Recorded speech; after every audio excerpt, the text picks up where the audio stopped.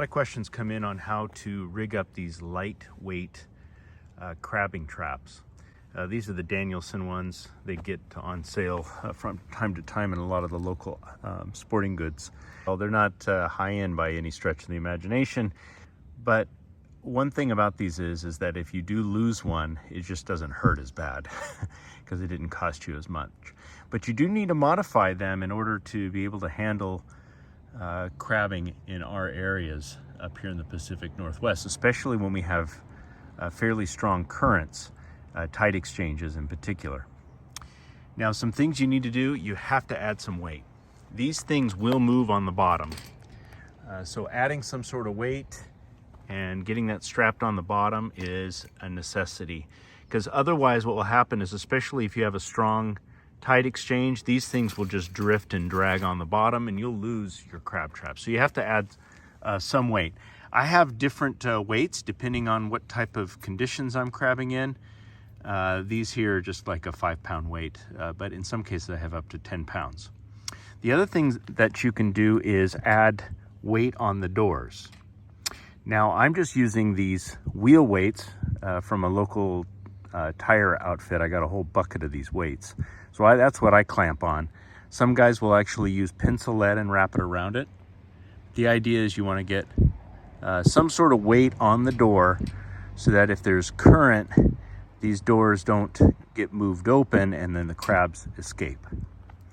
The other thing that you need to do is you don't want to use floating line. Now, I have some floating line here that's the top portion because I want this to somewhat float above and not get tangled up if it's shallow.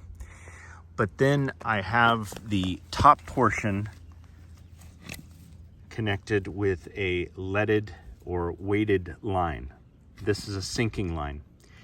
And the reason why you do this is you will be hated on the water and you'll lose your traps and you'll cause a lot of problems, because these will float. If you're not using sinking line on the top, it'll float, get caught in people's propeller, and they'll end up having to cut your line and you're gonna lose your trap anyway. So be a good citizen out there and use sinking line, especially on the top portion. Now, if you had to use floating line because you got it on sale and you didn't want to spend the money, what have you, as you see here, this is the upper portion of this. What I did is I put pencil lead in here and I wrap it with the electrical tape. And you can actually open it up and shove the pencil lead in there. And you want to do that because you want it, again, to get below the water line so that this doesn't become a hazard to other boaters in the area. But the top 15 feet, it's just floating. And that, again, helps prevent it from getting tangled up with my trap. It stays up above. Then for your bait, of course, I use zip ties. I zip tie it right over the top, and then you can use, your bait of choice. Something hopefully oily, something that's going to leave a good scent trail.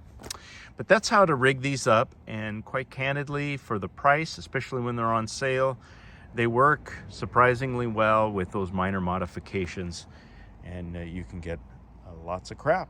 So hopefully this tip was helpful, and hope to see you out there. Take care now.